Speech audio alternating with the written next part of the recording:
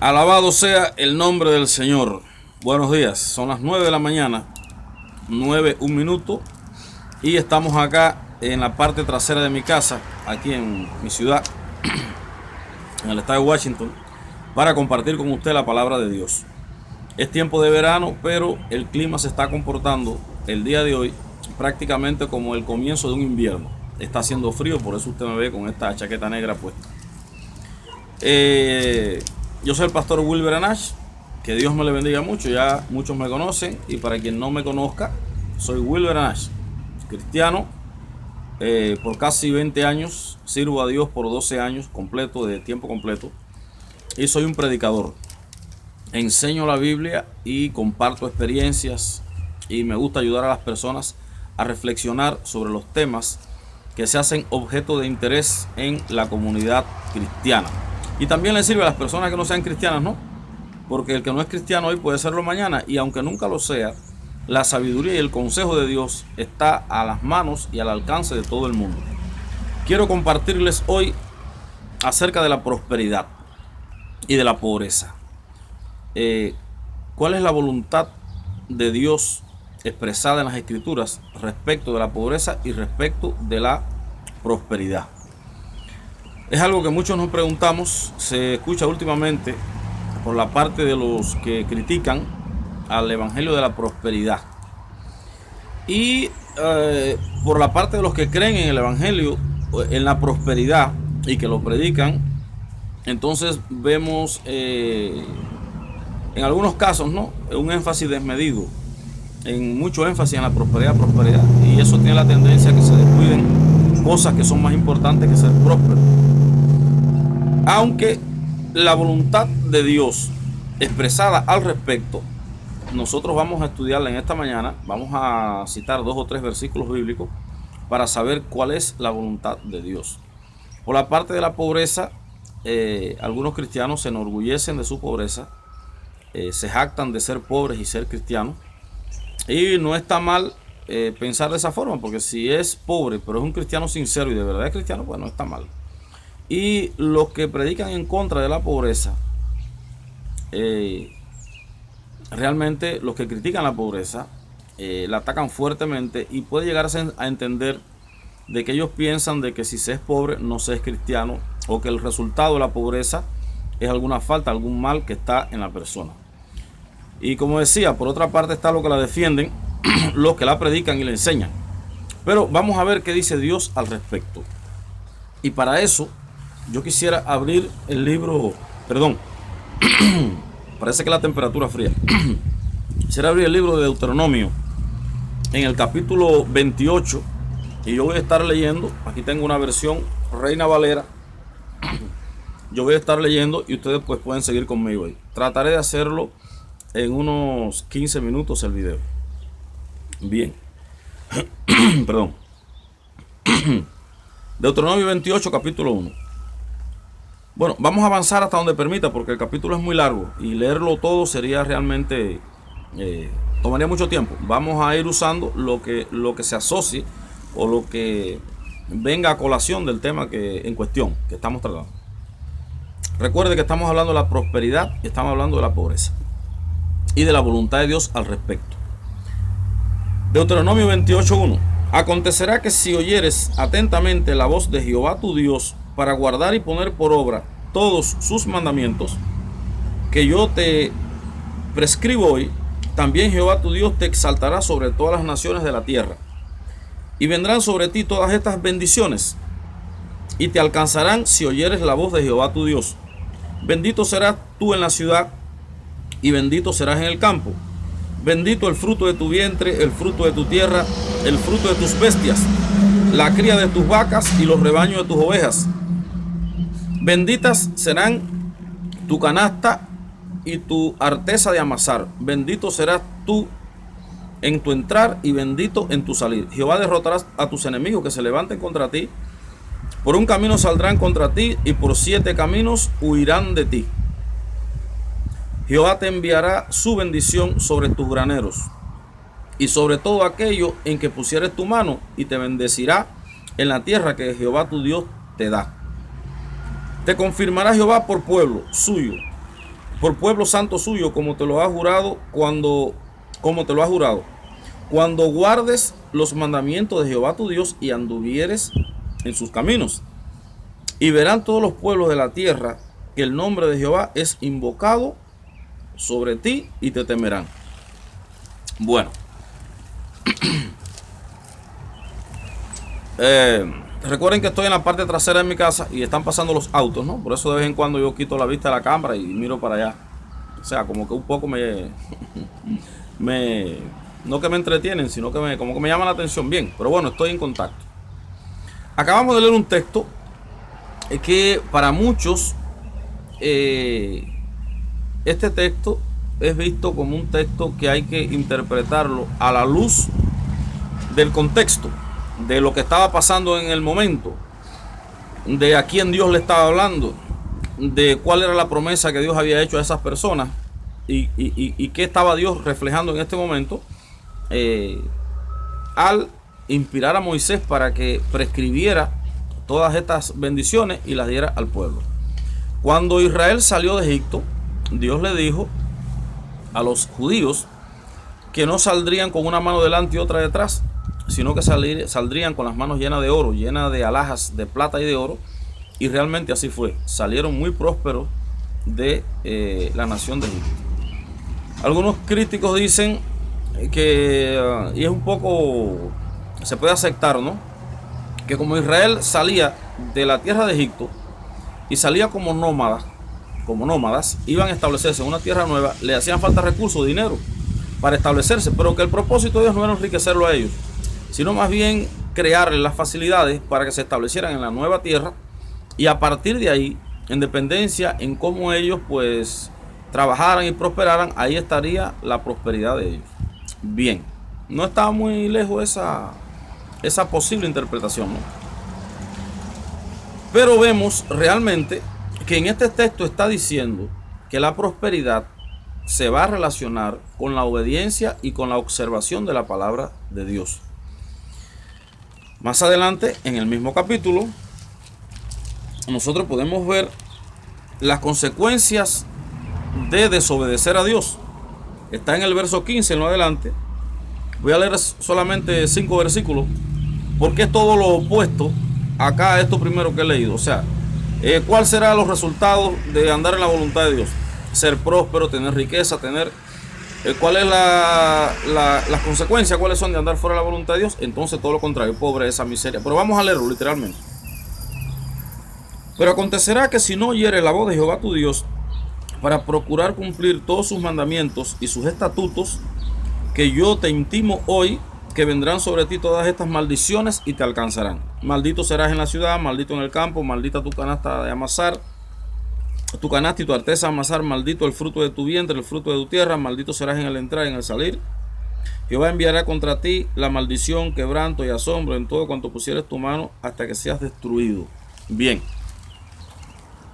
Los que piensan de que eso fue para Israel nada más, de que solamente era para la nación de Israel, tienen razón, ¿no? O sea, quien Dios le está hablando es Israel. Pero lo que Dios está estableciendo en la palabra para los israelitas no es una serie de mandamientos para ellos nada más, sino que son principios. ¿Qué es lo que son? ¿Qué son los principios?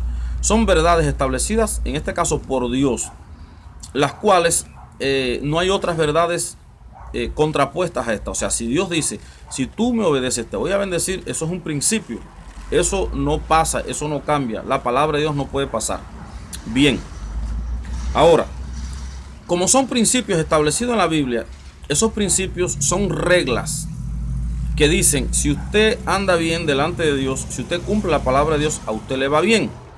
Y para ver que no fue algo específicamente para un pueblo, sencillamente para una cultura, nosotros podemos ver en la tercera carta del apóstol Juan, en el capítulo 1, vamos a buscarlo acá, lo tengo escogido, pero lo que no lo tengo es marcado.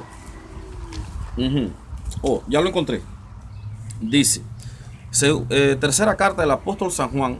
Recuerden que Juan es judío, pero pertenece a la era cristiana, pertenece a después de la resurrección de Cristo, su ministerio.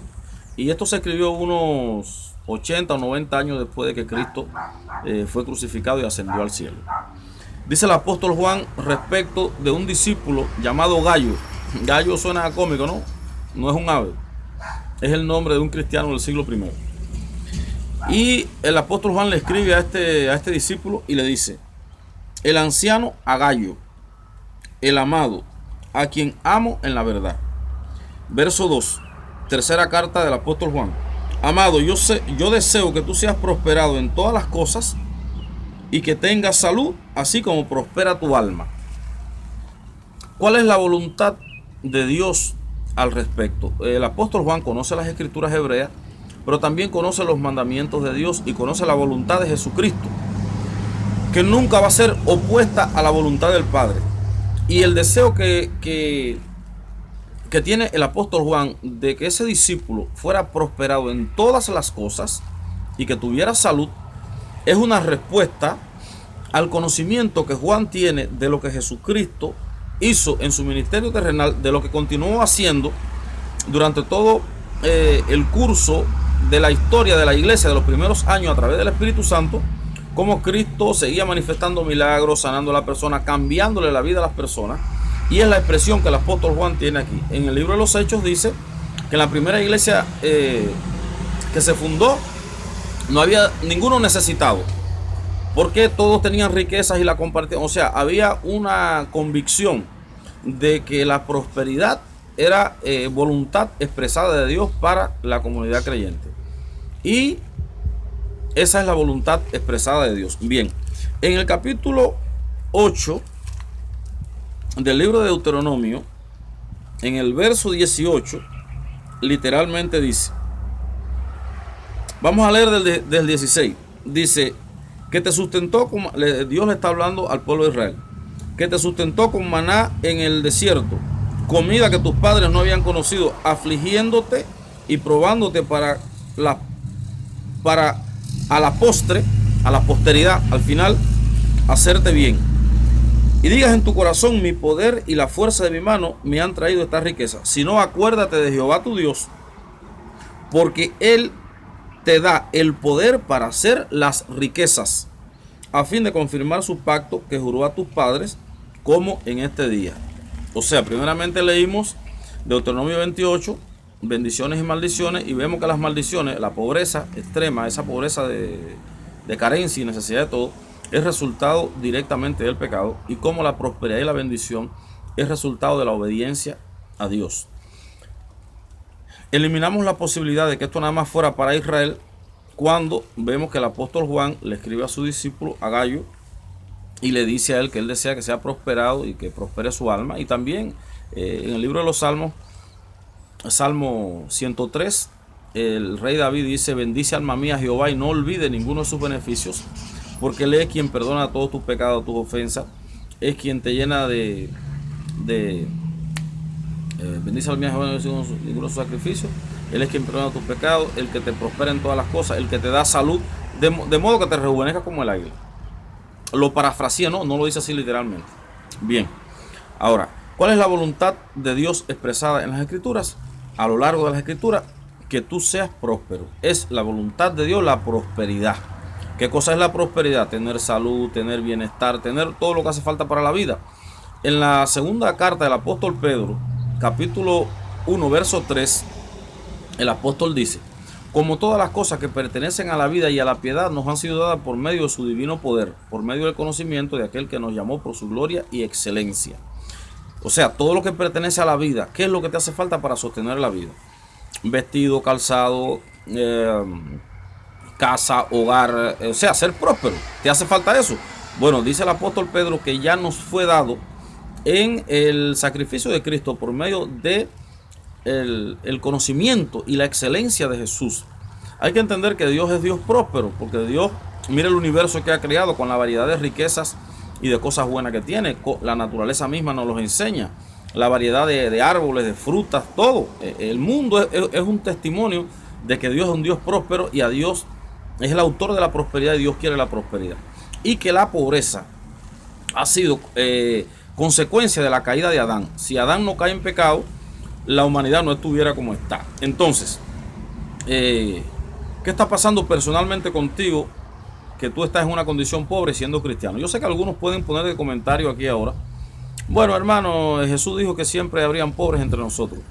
Jesús dijo que siempre habían pobres porque Jesús sabe que el ser humano, a pesar de que la Biblia, esta palabra de Dios, a pesar de que es muy clara, el ser humano no la entiende. El ser humano se aferra a la mentalidad dominante del ámbito en que vive, y le es más fácil creerle al mundo que creerle a Dios. Por eso Cristo dijo siempre habrán pobres.